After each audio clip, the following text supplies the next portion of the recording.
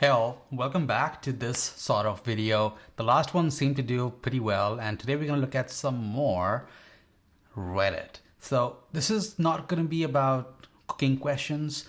It's more about the cooking industry, back of the house, behind the line.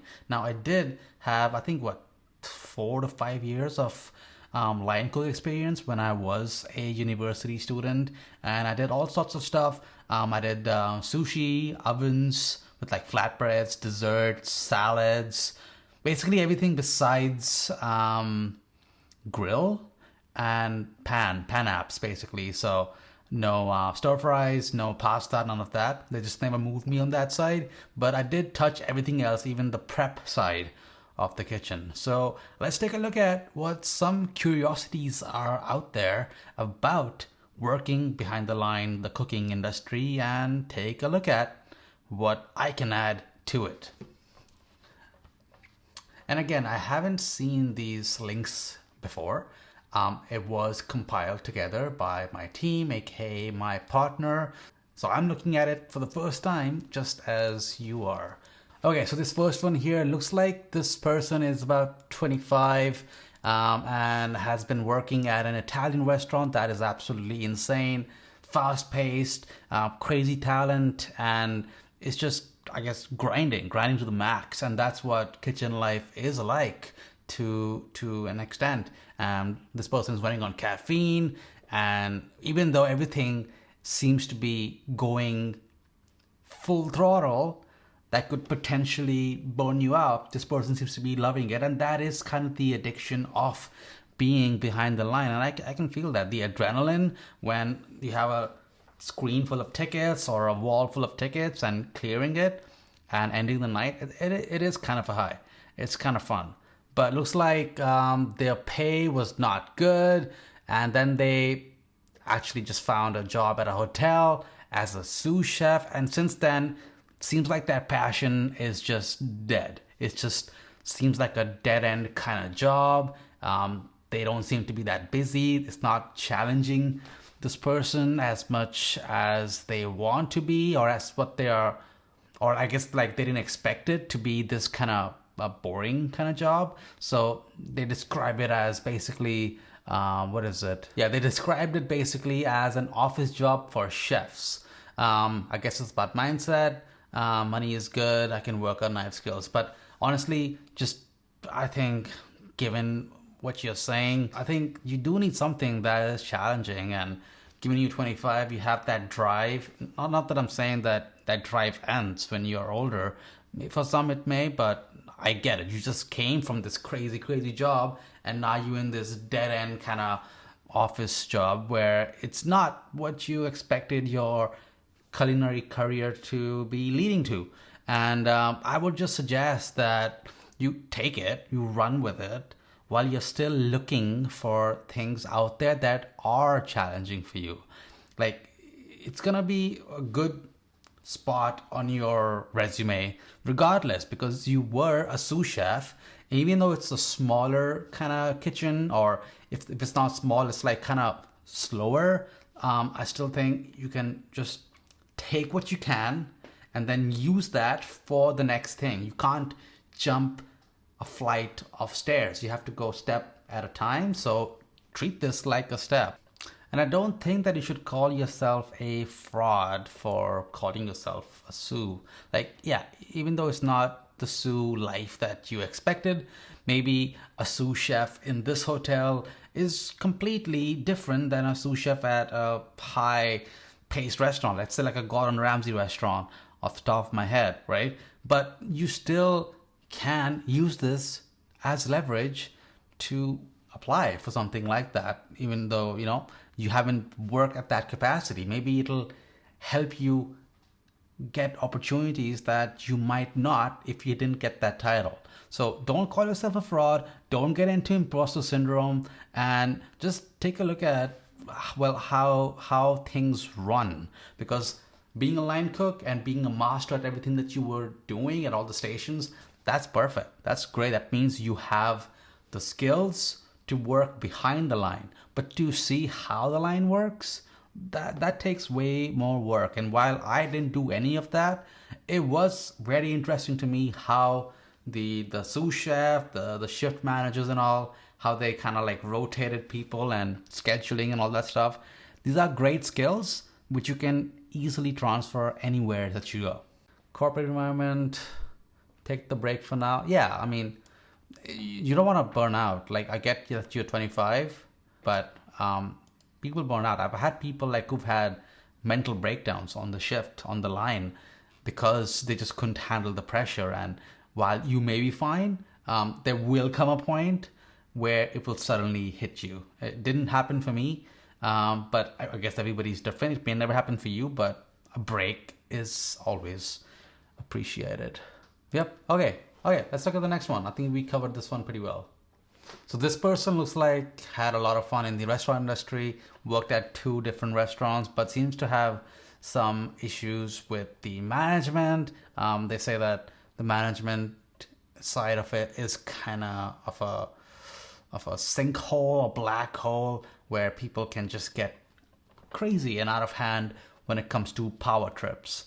And because of that, and because of how this person's attitude is with the managers, like this lot of like back and forth, and I guess like he just fires shots, but with his sarcastic comments. That's just the kind of person he is. But I think in a way that it helps you to kind of stand out in this industry. But when it comes to you saying that management can really go out of hand with the power trip, that's so true. Like, I've had managers who had power trips so crazy that they would literally sign you out themselves, because it was hourly after all, and they would sign you out while you were still there working. Or if you did write the time, let's say I signed out at 4 p.m., I would come next day and check the timesheets if it still says 4 p.m.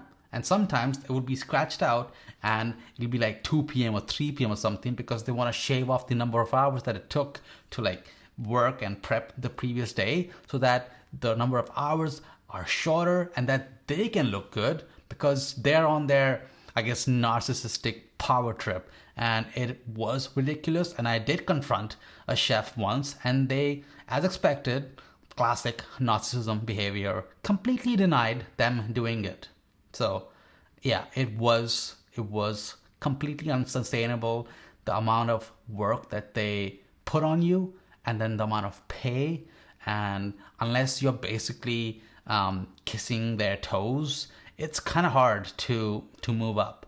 It's not that easy to be passionate and be super successful at the same time. Because I've had a number of people that I know from the industry just leave, and it's not something that you can do forever. It takes a special kind of person to do it forever. And I'm not saying everybody has this power trip issue, but I'm sure that the people who are in the manager positions, or let's say shift leader or sous chef, then yeah, they're gonna have some of these issues. So just have that expectation and just be geared up for it, because you will have to put your fists up and just be ready to like fight for what you think is your right. And if you did the work, you gotta get paid, and don't let anybody take your money from you.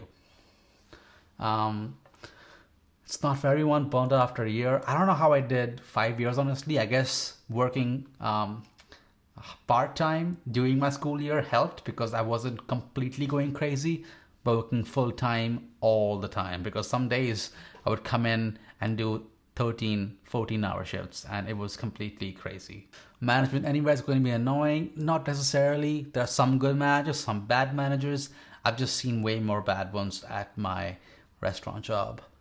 The job is to get the business at the lowest expense to come for the company to maximize profits. Yeah, but you need the employees to work, and I guess that's what's frustrating about the restaurant industry, right? So they treat people really bad. So these people who are really good at what they do, they get frustrated and they leave. And then they hire new people who come in, who need to be now brought up to speed, who are going to get probably paid less than these tenured people who have just left. And that's how they're going to save money. And people like that is going to make your job worse, because now you're working with people who are not at full capacity yet, because they still have to kind of, go to the fifth or sixth gear, while you are there being expected to get them up to speed while you're doing your own stuff. And now you are getting underappreciated, underpaid, overworked, and then the frustration with the management, and the cycle just never ends. So, yeah. That's my experience, but let me know if you have something else that can, shed a light on scenarios where that's not the case. Yeah, I agree. There's a lot of politics that happens, and politics is not for everybody. It's just mentally draining, especially for me. I can't take drama as much. Owners exploited. There's always sad sack. Yeah, sad sack showing up that can't pass a drug test, but he can and will work hard, long hours. Like, if you're okay with treating people that are under you like they're nothing, and you want to work them to their bones, then yeah, maybe you'll do well. But it really depends, owners, mindsets, your head chef, and how they're running things. And it really sets the pace for the entire back of the house. Okay, one more, let's do. So looks like here this young chef is very introverted. And while the previous job, there was a mix of introverted and extroverted people. In this new job that they just got in, everybody's extroverted. So it's draining on this person. And they also have to like socialize with guests. I guess they're like, maybe it's like an open kitchen, so they're serving the guests. So they have to kind of make small talk. And the small talk for introverts, I guess, it just doesn't gel well, because I guess being an introvert, you kind of like to be just doing things with yourself, right? You don't want to be socializing when you don't have to be socializing. So I guess it's draining that people are saying that you being an introvert is getting on their nerves, because now you're being forced to reconcile with you being introverted while trying to bow down and act like an extrovert or socialize when you don't want to with these other people. I just think that's kind of weird. Nobody should be criticizing you like that and calling it out in that kind of a brash fashion. Maybe it's like a way of giving hard truths, but it just doesn't seem like a decent thing to do. But I don't think you should allow these people to force how you behave. I get that it's about culture, to like employee culture, to like have lunch breaks together. It's frowned upon to like not have lunch together, but I doubt that they can enforce that. And I hope that you have a good chef or manager that you do report to, with whom you can, talk it out. Hey, this is me. This is what I like. This is what I don't like. I have issues over here. Can you work with me, to find a middle ground so that I can work on myself? You said that you're already working on your introvertedness and trying to like make that better, to make your anxiety issue better, like all your life. But I don't think you should let somebody toxic like that force you into something like that, because that's gonna cause more anxiety. Anxiety will cause you to, I guess, be more introverted, and then it's this cycle that's gonna never end, right? Because if you're good, well, you clearly are still working there. And let's say whoever you report to wants to fire you because you're an introvert, then you're probably at the wrong spot. So it's tricky. And it's not ideal at all. Yeah, you need to find some sort of balance. And I know it's not going to be easy, but unless you are trying, you won't find anything. So just don't be in your head. I know it could be hard, but you need to like take that step to make your life better. And if people are upset at you, well, it's because they're upset at you. It's not because of something that you did. It doesn't seem like it, at least. And that was it for today. So let me know if you want to see more videos just like this, and if there's any other topics about the back of the house that you want to talk about. Something about fridge cleanliness, what it's like when there's a rush happening at the restaurant, and how do we cope with it. It is a crazy, crazy business, and it was a lot of fun when I was in it, and it taught me a lot. So while I talk today about all these negative